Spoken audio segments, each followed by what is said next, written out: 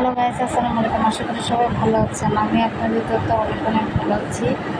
আর আজকে রান্না করবো, যেহেতু আমার বড় বোন আসতেছে, তাই আমার আম্মু সব দেখিয়ে দিচ্ছে। আমি রান্না করতেছি। তো প্রথমে প্রেশার কুকার বসে আমি হালিমের মাংসটা কষিয়ে নিলাম। তারপরে এখন গরু মাংস রান্না করব। প্রথমে গরু মাংস নিয়ে নিলাম, তারপরে মশলা দিয়ে দিলাম, আদা রসুন সব দিয়ে দিলাম।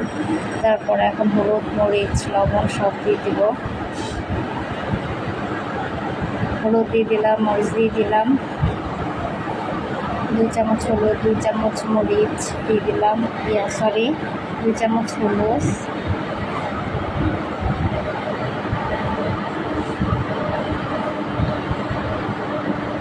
তো ফাইনালি ধনিয়ার গুঁড়া লবণ দেওয়া হয়ে গিয়েছে, তারপরে জিরা গুঁড়া দেওয়া হয়েছে। তারপরে আমি একটা কড়াই বসিয়েছি, তারপরে তেল দিলাম, পেঁয়াজ দিলাম, এটাকে লাল করে তেজপাতা কাপড় সব দেওয়ার পরে মশলাটা মেরিট করে রেখেছি সেটা দিয়ে দিচ্ছি। তারপরে সেটা কষিয়ে নিলাম। কষানোর পরে এটা আমার ফাইনালি কেমন হয়েছে সবাই কমেন্ট